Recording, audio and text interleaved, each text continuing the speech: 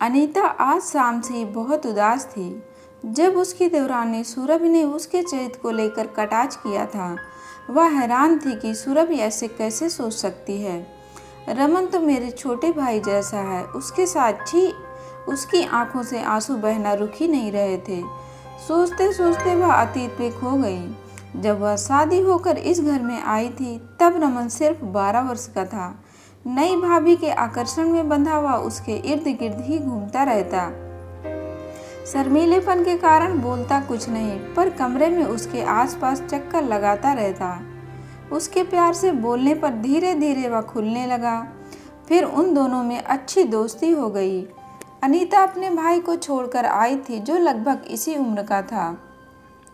अतः रमन ने उसे अपना भाई नजर आता। वह काफ़ी उससे हिल मिल गया। धीरे धीरे वो अपने काम भी उससे करवाने लगा।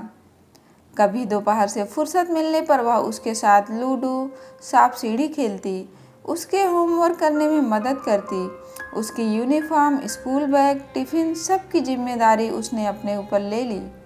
मम्मी जी उन दोनों का प्यार देख खुश होती। बड़े होने पर भी वह ज़रूरत के लिए भाभी को ही आवाज़ लगाता। समय रेत के समान मुट्ठी से फिसलता गया। पढ़ाई पूरी करने के बाद एक मल्टीनेशनल कंपनी में अच्छे पद पर कार्य करने लगा। अब समय था उसके लिए लड़की चुनने का, तो यह जिम्मेदारी भी उसके सास ससुर ने उसके ऊपर ही छोड़ दी। बेटा, अपनी जैसी संस्कारित लड़की का चुनाव तुम्हें ही करना है, जो परिवार से तालमेल बिठा सके। उसकी खोज सुरभि पर जा रुकी। सुरभि हर तरह से उसे रमन एवं परिवार के योग्य लगी। घट मंगनी पट ब्याह हो गया और सुरभि उसकी देवरानी बनकर घर आ गई। स्वभाव से मजबूर, उसने उसे भी अपनी छोटी बहन की तरह ही समझा। प्यार से उसे कोई परेशानी नहीं आने देती। इस बीच वह स्वयं भी 2 बच्चों की माँ बन चुकी थी। उसके बेटा बेटी भी नई चाची के आसपास मंडराते रहते। छोटी बेटी पिंकी तो उसकी गोद में से उतरना ही नहीं चाहती। खाना भी उसी के हाथ से खाती।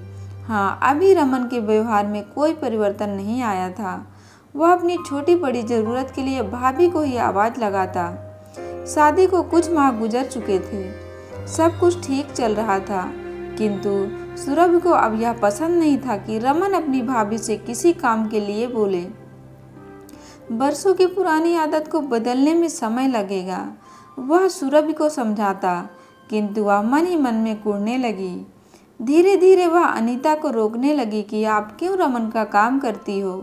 अनीता हतप्रभ रह गई। यह सुनकर उसे एहसास हुआ कि वह गलत है। अतः अब वह रमन की बात अनसुनी करने लगी, किंतु रमन के मन में तो कोई बात नहीं थी। वह बराबर उसे ही पुकारता, भाभी मेरी कमीज प्रेस कर दो, भाभी टिफिन दे दो। सुरभि यह सब सुनकर जल भुन जाती। अब उसके दिमाग में शक का कीड़ा अपना फन उठाने लगा। कहीं इन दोनों के बीच में कोई नाजायज संबंध तो नहीं। इसी प्रतिक्रिया स्वरूप आज उसने अनीता पर रमन के उसके संबंध को लेकर कटाक्ष किया था। गुस्से में सुरभि कुछ भी बोलने से बाज नहीं आती। रमन के समझाने का भी कोई असर उस पर नहीं होता। आखिर उसके ससुर ने रोज रोज के इन तमाशों को खत्म करते हुए रमन को अलग घर लेकर रहने को बोल दिया। वे अलग फ्लैट में रहने चले गए। अब पूरी गृहस्थी के काम का बोझ, अकेलापन उसे अखरने लगा। अब तक इतना काम नहीं किया था, न ही काम का कुछ अनुभव था। हर समय परेशान, चिड़चिड़ा रहती। रमन के घर में आते ही उससे किसी भी छोटी सी बात को लेकर लड़ पड़ती। एक दिन छुट्टी वाले दिन रमन उसे घुमाने ले गया। उन्होंने बाहर ही खाना खाया और फिर जाकर पार्क में बैठ गए। उनके आसपास बच्चे खेल रहे थे। कोई झूला झूल रहा था, कोई फिसलने पर फिसल रहा था। उन्हें देख सुरभि को पिंकी और गोलू की याद आई। कैसे मासूम बच्चे चाची चाची कहते उसके आगे पीछे डोलते रहते थे। तब रमन ने उसे अपने बचपन की बातें बताई। कैसे वह जब छोटा था तो भाभी से ही सब काम कराने की जिद करता था। वह भी प्रेम से छोटे भाई की तरह मेरा ख्याल रखती थी। उन्हें मुझ में अपना छोटा भाई नजर आता था, जिसे वो शादी के बाद मायके में छोड़ आई थी। वो मेरी भाभी ही नहीं, बड़ी बहन माँ भी हैं। उन्होंने अपने बच्चों की तरह मुझे संभाला। वही आदतें पड़ी हुई थी, इसलिए मैं अभी भी उनको पुकारता था। मेरे मन में तुम्हें नकारने की कोई भावना नहीं थी। अदावश ऐसे हो जाता है। सूरभ को शर्मिंदगी हुई। खुद ही सोच पर सूरभ की आंखों में पश्चाताप के आंसू निकल पड़े। रमन से माफ़ी मांगते हुए बोले, मुझे अभी घर ले चलो, भाभी माँ से माफ़ी मांगूंगी। जैसे ही दोनों घर पहुँचे सबको आश्चर्य हुआ।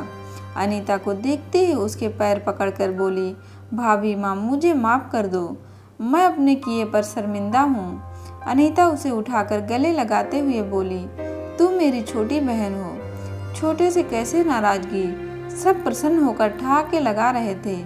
सुबह का भूला शाम को आए, भूला ना कहलाए। दोस्तों, आपको कहानी कैसी लगी कमेंट बॉक्स में ज़रूर बताएं और वीडियो को लाइक शेयर और चैनल को सब्सक्राइब करें। धन्यवाद दोस्तों।